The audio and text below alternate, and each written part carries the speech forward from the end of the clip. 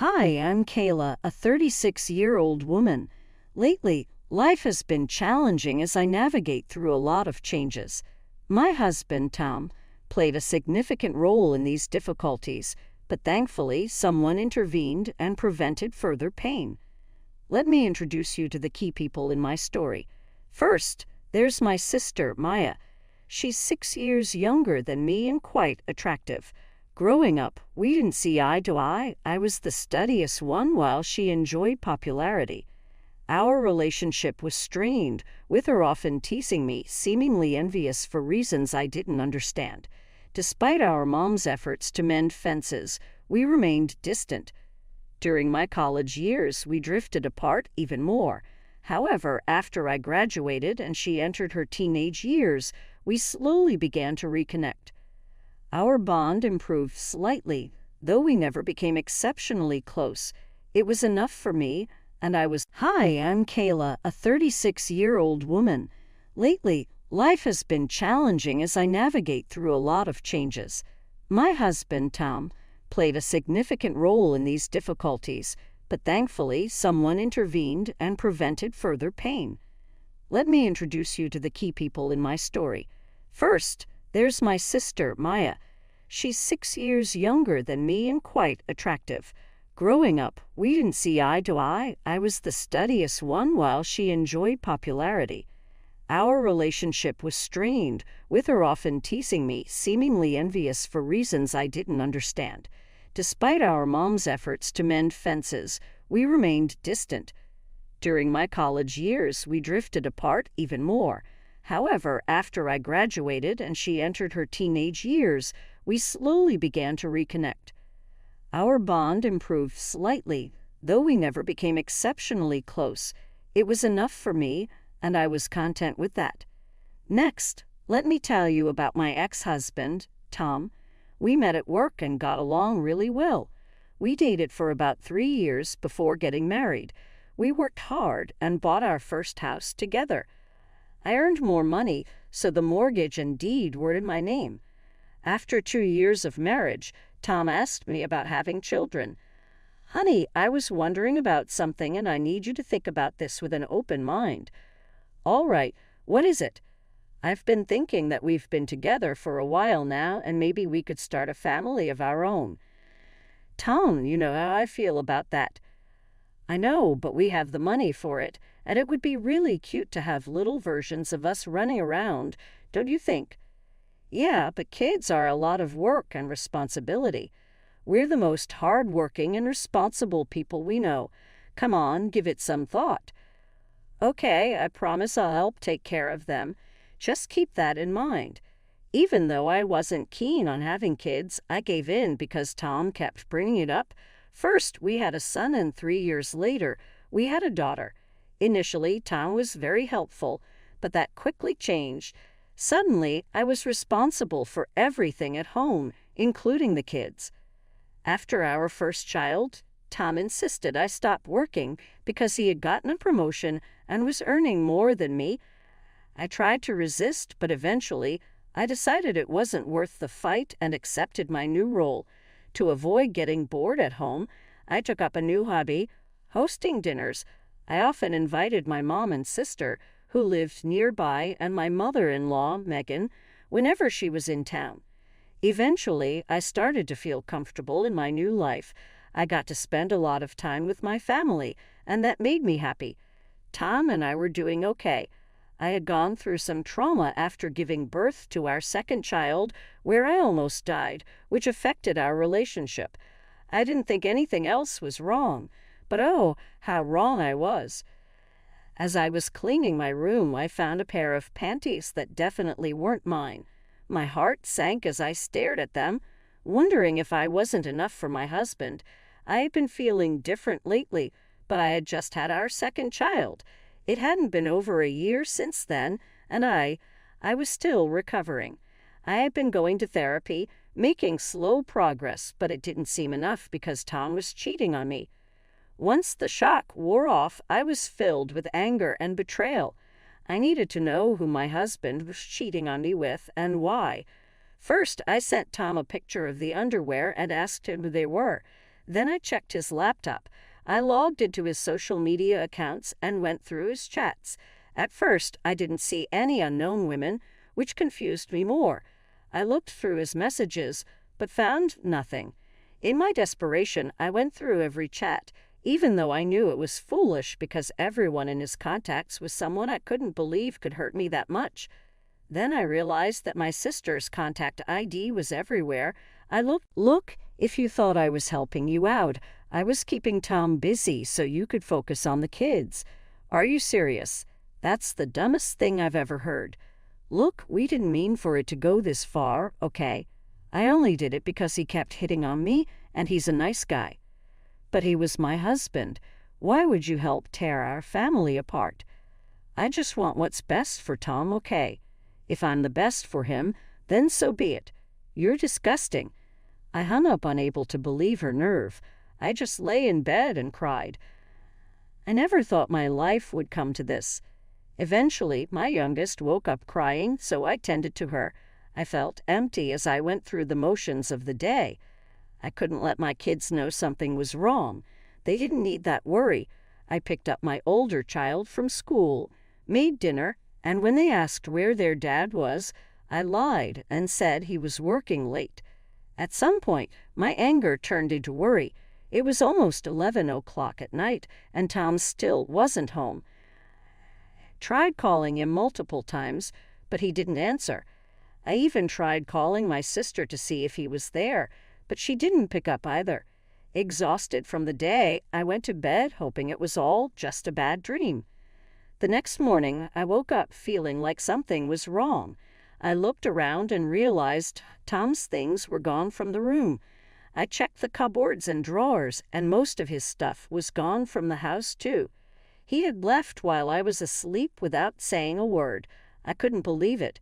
He just left me without even trying to talk. I didn't know what to do. All I could think about was taking care of my kids first, then I'd figure out everything else. I woke up, got the kids ready, dropped off the oldest at school, and then took the youngest to my mom's place. She could tell something was off because I was distant.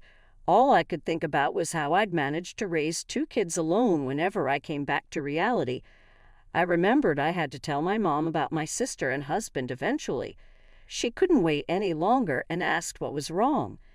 Okay, I've had enough of your silence. What's going on? I don't know how to say this. Why are you starting from the beginning? Well, I found out that Tom has been cheating on me. What? How do you know? I found another woman's underwear in our room. When I asked Tom about it, he didn't answer and then left. He left? What do you mean?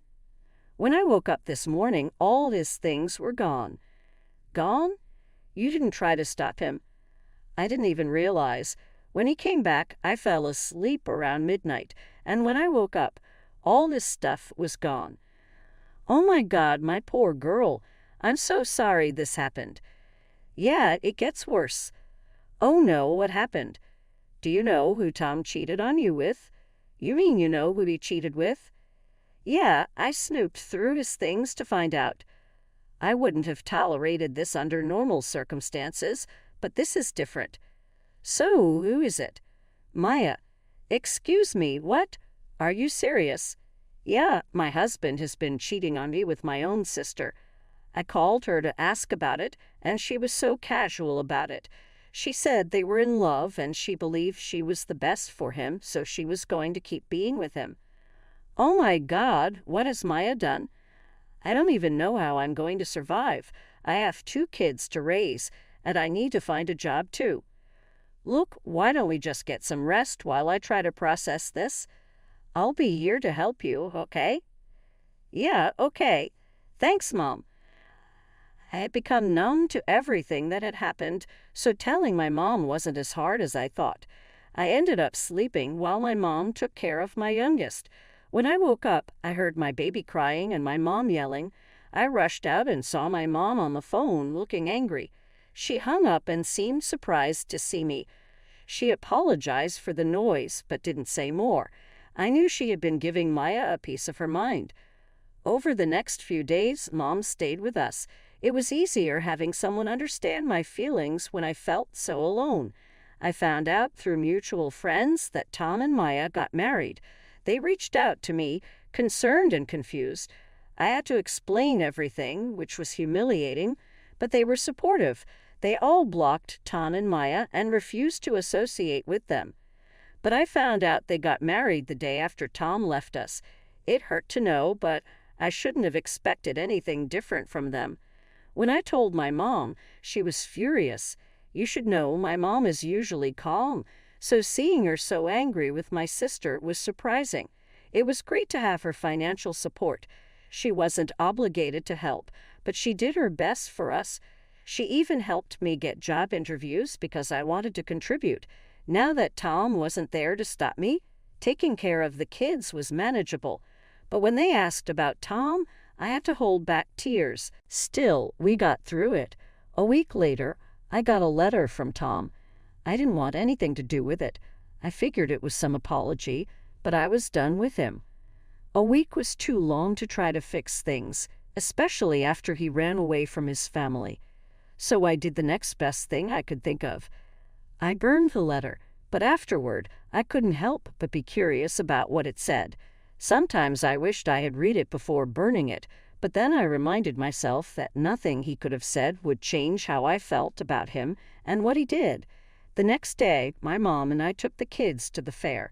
We had a blast, and it was nice to be in a lively place after everything. I finally got to have fun and laugh, which felt great after such a tough time.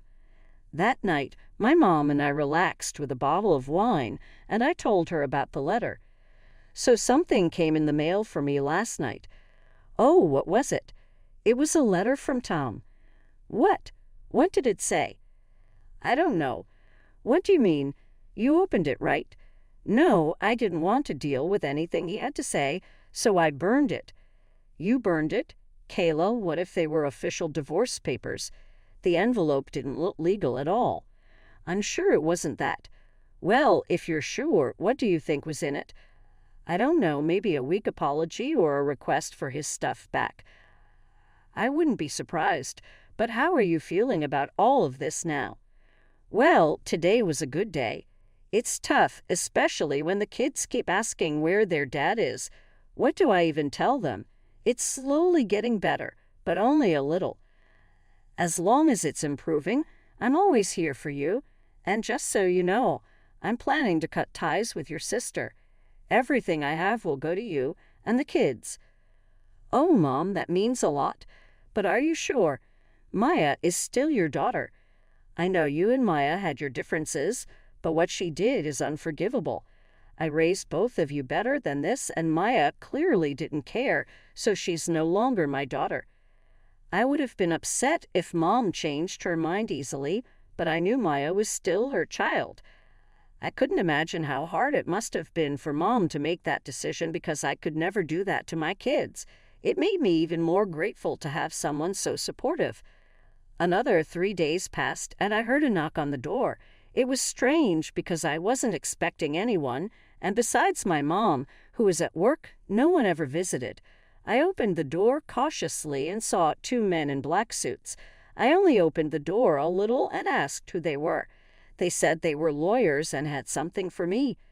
They handed me a note and then a check. It was made out to me, and it was for $750,000. My jaw dropped at the amount. I tried to tell them there must be a mistake, but they said there wasn't and urged me to read the note. The note began with, "Thank you for saving me." As I read on, I realized the money was from my mother-in-law, Megan. She explained that she had visited us 3 days ago, but no one was home. She called Tom, who tried to make it seem like he couldn't get in, but I had changed the locks after he left. Megan sensed something was wrong with Tom's behavior and pressed him until he confessed everything. She was disgusted by his actions. Megan felt sorry for what I had gone through and decided to leave all her inheritance to me and her grandkids. She thanked me for preventing her from making a mistake and for not trusting her son with her assets. That's what the check was for. The lawyers then told me that Megan had been terminally ill and had passed away just the day before. She wanted me to have the money right after her death to ensure her daughter-in-law and grandkids were well taken care of. Tears filled my eyes at Megan's kindness and loss. She was truly remarkable, always standing up for what was right. It was one of the reasons Tom had always been afraid of her, yet I found her comforting. She stayed true to her word and supported me until her last breath. A few days later, Tom called. I already knew what he was going to say, but I decided to hear him out. "What did you do?" "What do you mean?" "You know exactly what I mean, Tom. You'll have to be more specific. What are you talking about?" "Why weren't you home that day? I specifically asked you to be. I sent you a letter asking you to pretend everything was normal while my mom visited." "Oh, was that what the letter said? You didn't read it?" "No, I burned it. You betrayed me. My mother was going to help me with the inheritance, but you took it all because you're selfish." "That's ironic coming from you. You abandoned your family and only cared about contacting me when it involved your inheritance." "Love can't be forced. I did what was best for me, and your mother did what was best for us. Don't ever try to contact me or the kids again. Goodbye." After that, things moved quickly. I filed for divorce and gained full custody of the kids. Tom attempted to contest the inheritance, but Megan had designated me as the recipient, so he didn't succeed. Tom and Maya pressured me to share the money, but I stood firm and refused. Life has been smoother since we received the money. I set aside funds for my kids' college and invested the remainder. My mom retired, and I returned to work. My kids are adjusting to their dad not being around, and when they're older, I'll explain everything. I'm still healing, but I believe things will